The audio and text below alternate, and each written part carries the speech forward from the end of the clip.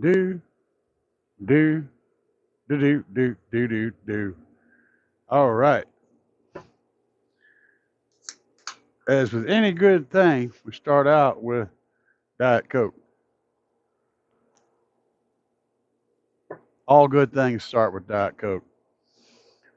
And we're going to work with a piece of this reject shelving material from Menards.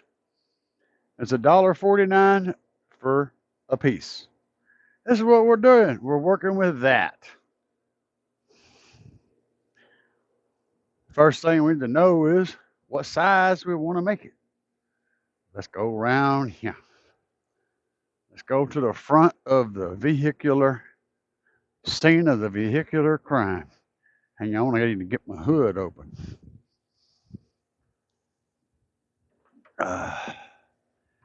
Right now, we still have an AGM under here, but that's probably going to be changing pretty quick. So we want to get set up with our battery deletes now. What we have in here is this here wiring harness. It's just sort of chilling. And we have ourselves a ground wire that's just sort of chilling over there, just hanging out. And we need to put something in here to stay stabilize and stationary everything in here. And also, this is a ground that needs to be connected, which to a battery delete, I don't know that it's necessary, but because we got, I don't know, we'll figure it out. Anyway, we need to build a thing to fit there. And I can't take measurements and hold you guys at the same time. Can't you hold yourself? Crap. I know you probably feel short right now, but you'll get over it. So, to keep things simple, we're going to make it 9 inches by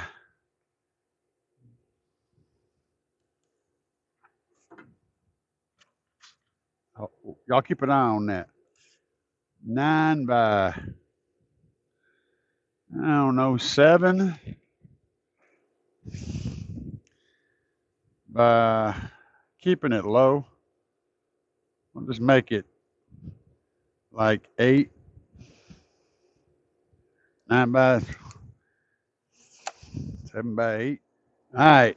So, knowing that we need it to be about 9 inches long, we might as well get all that cutting done right off the bat, right? My black Sharpie might be the better choice for this scenario. So we do a 9 inch there, and then come down here and do a 9 inch down here. Got ourselves a couple of 9 inches. And then we need a stick. A straight-ish stick. This stick is straight-ish.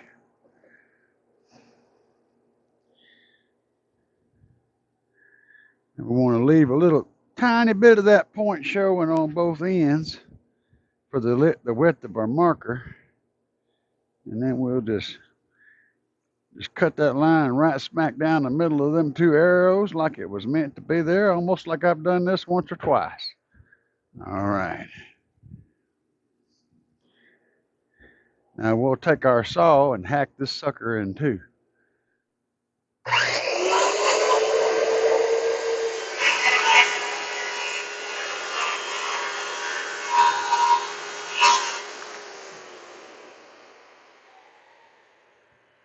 Not too bad for running a left-hand saw with your right hand. I grew up doing that crazy stuff. All right, so let me grab my black Sharpie. We're going to do 7 inches, since that's a standard width for pretty much everything. And then we're going to do 14. Yeah, I'm just going to do it this way. And we're going to go old school drywall move here with my marking skills.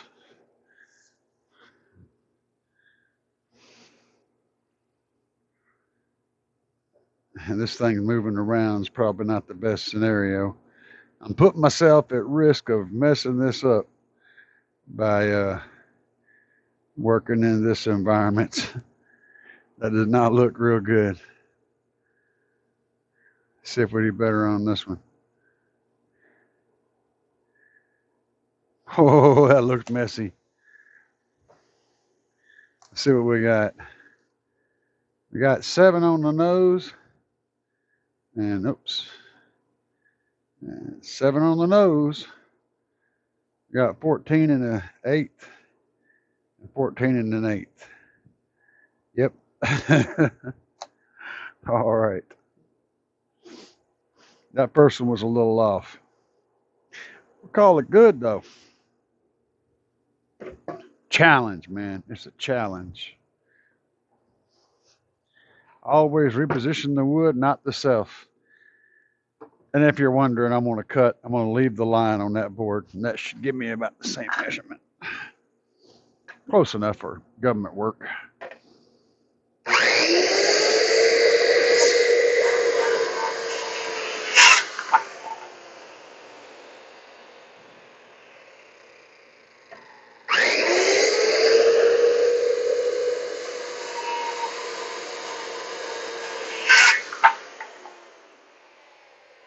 I didn't do any of that stuff I just said.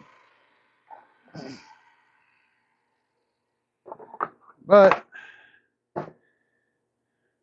lo and behold,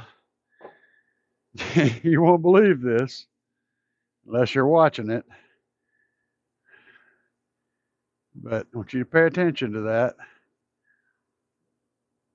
Holding it in one spot.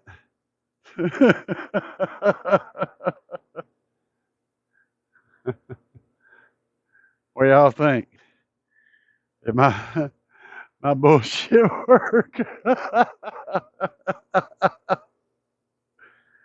I'm glad I got that in one shot. I wouldn't believe it if I didn't.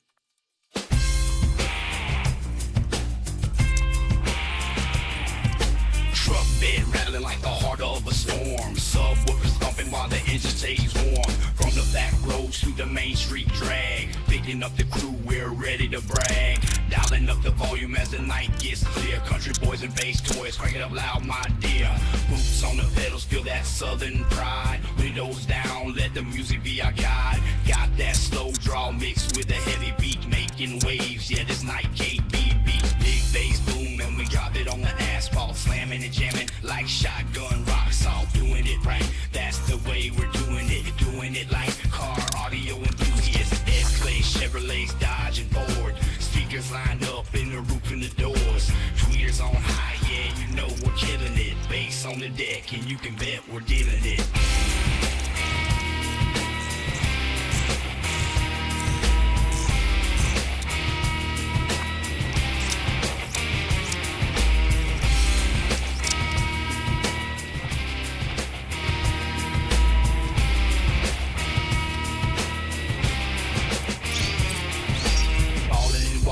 The beat on lockdown. When we're done, then we're gonna head downtown with the honeys and hanging with the homeboys, showing off all of our badass bass toys. Boom, boom, can't hear what you said.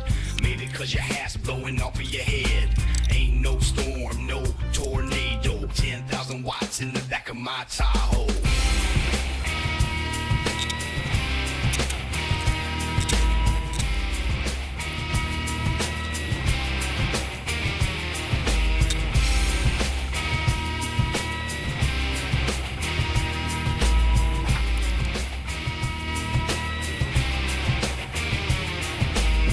Bass are rolling, we know just where we going. That beat is dropping low and the alternators glowing. The beat's already flowing, we got your hair blown and the roof is really flexing. The bass just keeps on growing.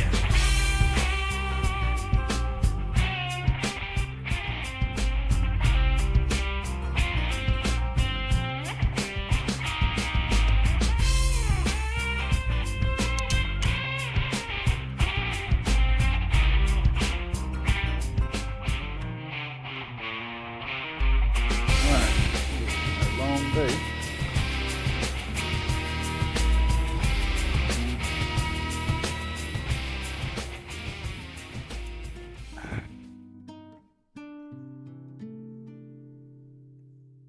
but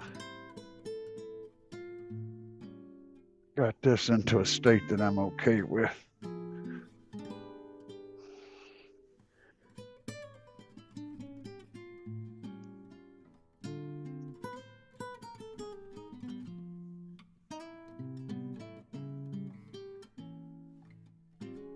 Well, it ain't perfect, but it'll get the job done for now.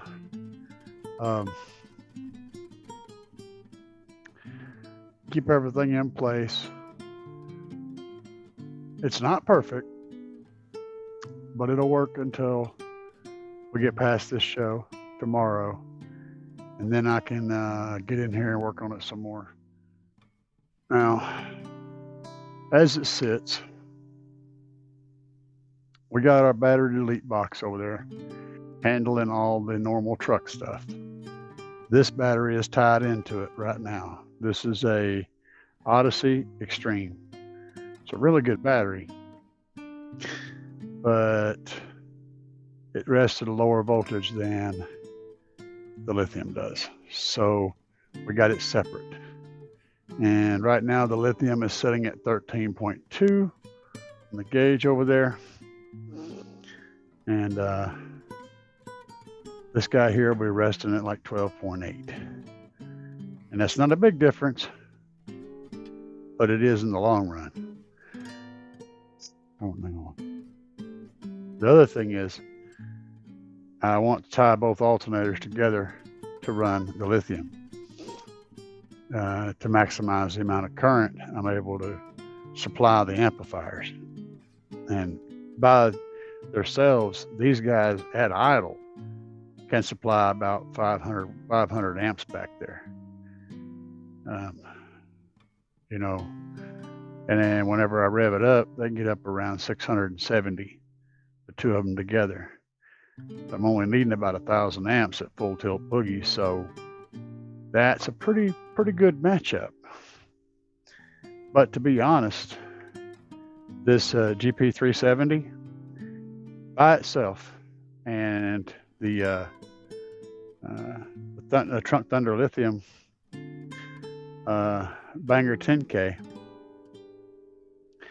Today when I took it out, headed out to Carmel Car Audio, and hung out there for a while. I gave it a couple of demos. I jammed it all the way over there and back, and my voltage never dropped below 12.5. Not even for a split second. It held at, most of the time it held in the high 12s. Giving it the full plate of beans and just banging the crap out of it. So, I mean, that's, you know, it's a thing. It's holding its voltage, but it isn't holding it high as I would like. I'd like for it to be holding it around 13.5, where it will hold at 13.5 with both alternators. So all I have to do is add my little slug between those two alternators, and we got both alternators on deck. That's not a major thing to have to do. I can do that on the fly. I've got the piece I need inside the Tahoe, so I can whip it out, hook it up for my run. Whenever I get ready to compete, I can just put that wire in and add that extra amperage from this guy, and Bob's your uncle. So for now, the manual process will work. Well, I've got a lot of that mess to clean up before I put this thing away. And yeah, yep, got a lot of mess to clean up. And then I can go in and eat some leftovers from brunch, and we'll kick back and answer comments, and then go to bed. Wake up and go make boom boom tomorrow. Good times all around.